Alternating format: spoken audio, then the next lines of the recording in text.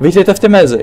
Bloodborne, akorát minus peníze a místo Lovecraftových monster bojujete s normálníma monstrama a taky lidma, kterým hráblo kvůli moru, který si rozšířil a nikdo neví, jak ho zastavit. Ve hře se ujmeme role Korva.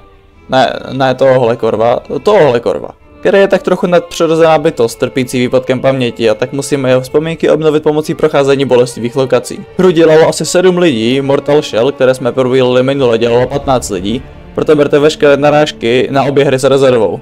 Oba týmy odvedli skvělou práci a zaslouží si respekt. Veškeré vtipy jsou jen pro pobavení. Vydejte se tedy se mnou na cestu zamořeným královstvím ve snaze zastavit nemoc jednou provždy.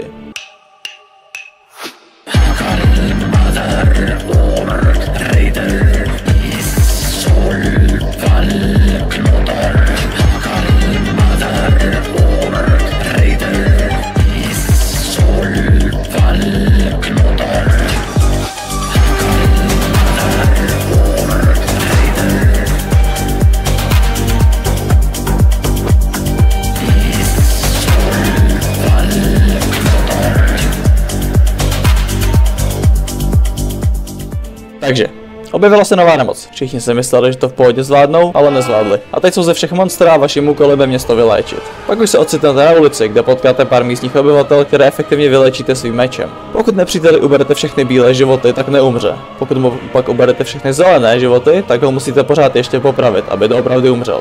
Což se mi zdálo jako hrozně komplikovaný, ale je originální a rychle jsem se na to zvykl. Když projdete městem, narazíte na komnatu, kde čeká boss, který vám dá na prdel.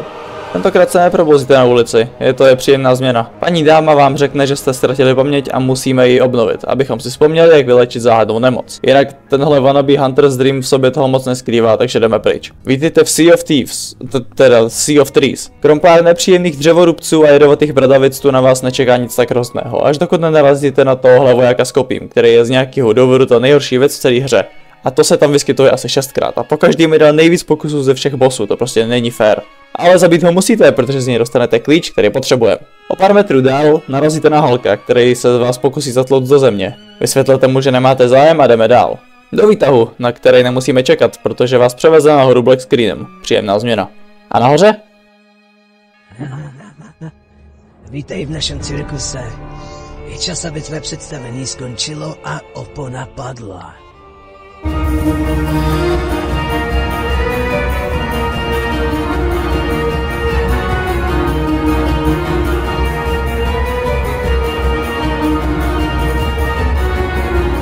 Odur je popravdě asi můj nejoblíbenější boss. Vypadá dobře, je rychlej, těžko předvídatelný, ale všechno se dá naučit. Ve druhé fázi vám dá navíc vlastní spotlight, než bude boj pokračovat.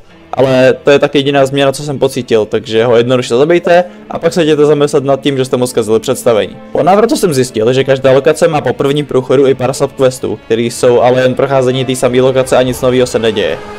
Ale pak se objevila 4. a tam byl boss, tak jsem si říkal, hele, dobrý. Vyběhnete po dřevěný konstrukci, zmačknete jednou myš a je pod něm. Tohle bylo zklamání. Rare Garden.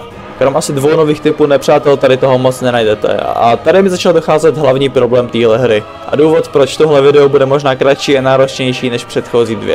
Hra je lineární. Takže zábavněji komentovat bude brutálně těžký. V Elden Ringu se dalo popisovat hromada věcí, co dělat. Co nedělat a kudy jít. U Mortal Shell se dalo vtipkovat o obtížnosti a radit, kde jsou sekrety. Ale tady každá lokace vypadá tak, že někde začnete, běžíte jedinou možnou cestou, otevíráte zkratky, u toho zabijíte nepřátele a na konci zabijete bossa, o kterým nic nevíte. A pak znova. A ani nemůžete měnit způsob hraní, protože máte jednu zbraň a drápy a každá se dá použít jenom na jeden typ životu. Občas narazíte na minibose, což je ale jenom basic RMAX s více životama a buď ho hned zabijete, nebo vás bude štvát zbytečně dlouho, jen abyste z ní dostali vylepšení lektvaru, který jsou od půlky hry stejně k ničemu. Někdy najdete klíč a musíte se vrátit na místo, kde už jste byli, ale většinou k němu hned vede zkratka, takže žádný prozkoumávání se nekoná. Zatímco jsem si stěžoval, jsem se dostal k dalšímu bossovi. Tryskomiš. Hanged Queen je za prvé debilní jméno pro obřího netopíra a za druhé nejnáročnější boss celé hry. Není těžká, ale nic těžšího už nepřijde, až na finálního bossa. Má jenom jednu fázi a jakmile zjistíte, kdy a jak uhnout, tak to bude procházka růžovou zahradou. Zdejší Secret Boss je tentokrát obří červ a je díky bohu mnohem zábavnější než jeho předchozí kolega. I když úplně dobrý to taky není. Musíte mu uhýbat a dávat pozor na padající krystaly, sem tam udělá útok, u kterého věřím, že se mu ani nedá vyhnout, no a musíte mu zničit 2 krystaly, co má na hlavě a pak jeden v puse, to bylo docela easy. Hermes Fortress. Vítejte v troskách starého hradu, kdyby se dali zajímavě popsat jako zřícenina. Tady nenajdete už ani žádné nové nepřátelé, jen pár dalších minibosů a spoustu cest, kterýma se můžete ztratit, nebo teda aspoň já jsem se ztratil. Hlavně po tom, co jsem to procházel pospátku. Musíte vylézt po žebříku, zabít rytíře, otevřít dveře, žebřík přes zahrádku a tam čeká starý přítel.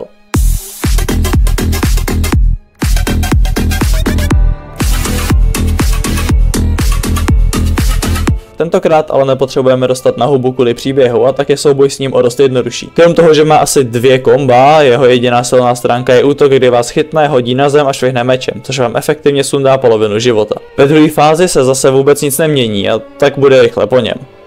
Myslím, že už si pamatuješ, co potřebujeme. Teď mi honem řekni, jak vylečit nemoc a i po problému. Ne. V sublevelu Hermes Fortress dojdete do tutorial lokace a tam čeká druhá stará známá.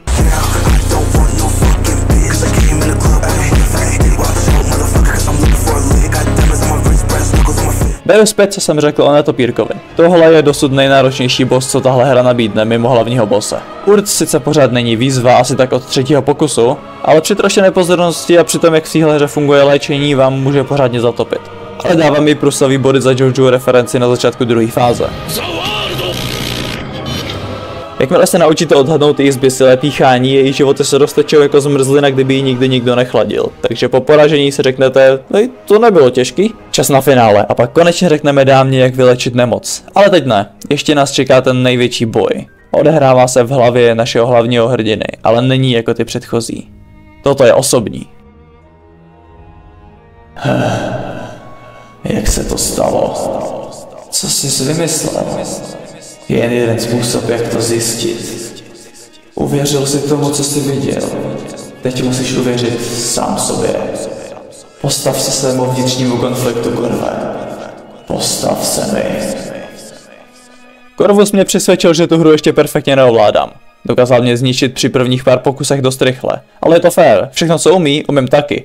Úskoky, blokování, speciální útoky, drápy. Tohle je ta pravá obtížnost téhle hry. Všechno až do tohohle momentu je cakewalk, ale v Corvu se vám to obstojně vynahradí. Jako všichni zdejší bossové se stane o dost jednodušším po prvních pár pokusech, ale s tím, jak skáče a běhá kolem, se dá prostě o dost hůř předvídat, co udělá příště. Když ho porazíte, můžete konečně říct ženě přísadek medicíně.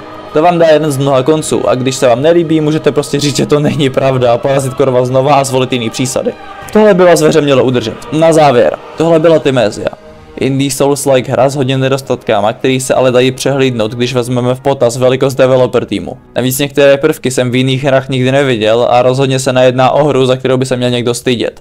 Replayabilita je tu nulová, ale to není nutně špatně. A myslím, že kdyby hra měla více vývojářů, mohla by se hrdě postavit vedle Bloodborne jako uspokojivá náhrada za jeho PC verzi. Děkuji za pozornost, vidíme se příště.